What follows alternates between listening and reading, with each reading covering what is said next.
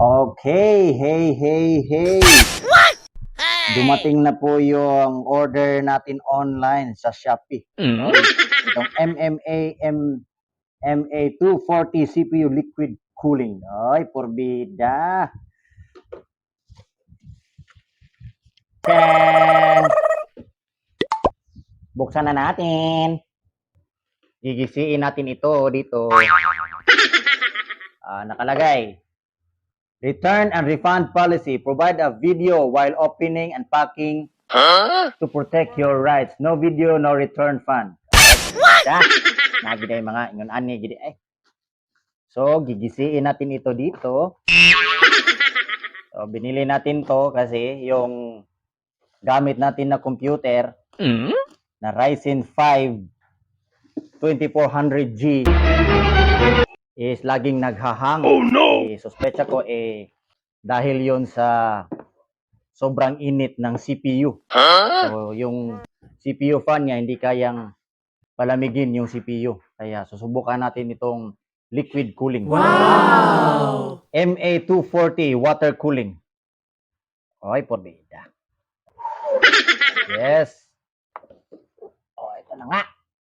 Ito lang pala yung laman. So, yung mga mount ng Intel at saka ng AMD. Oy, porbida. And also this. Yung mga wires and sa yun. And ito na yun. Ito yung kakabit natin sa CPU. And Chereng! Yung fan. Saka yung parang radiator niya. Ay, porbida. And user manual. Kaya niyo bang basahin yan? Okay. Ito. Kaya niyo bang basahin? Porbida. Kaya, yan lang. Kakabit na natin to. Let's go! And so, ito na nga. Naikabit na natin yung ating MA240 liquid cooling. Oy, porbida. Yun, so, humingi lang tayo ng tulong ng ating kaibigang eksperto sa ganitong klaseng larangan. Paano ikabit ito? Kasi hindi pa natin alam kung paano magkabit ng mga wires na ito.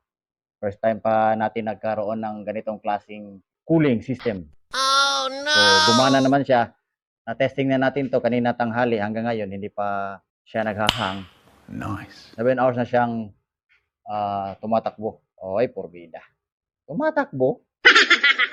And gumamit tayo ng ating monitor dito, na open hardware monitor. So, mayroon tayong dyan gigabyte sa board natin, processors, graphics card natin, solid state drive, memory, at saka hard disk, ibang hard disk. So, ayan, nagkaroon lang siya ng 39.4 degrees Celsius at max of 69.1 degrees Celsius. So, yun, hindi pa siya naghahang. Sure ka? Ganito lang muna yung setup natin. No? It's very messy. Oy, pagkita.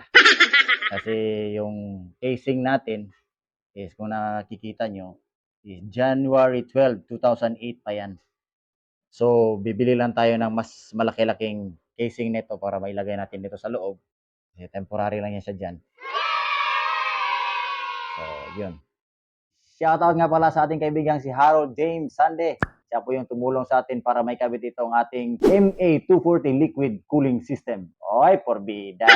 Saka shoutout nga pala kay Sir or Engineer Junjun Datudbits Quiñones. Oy, porbida.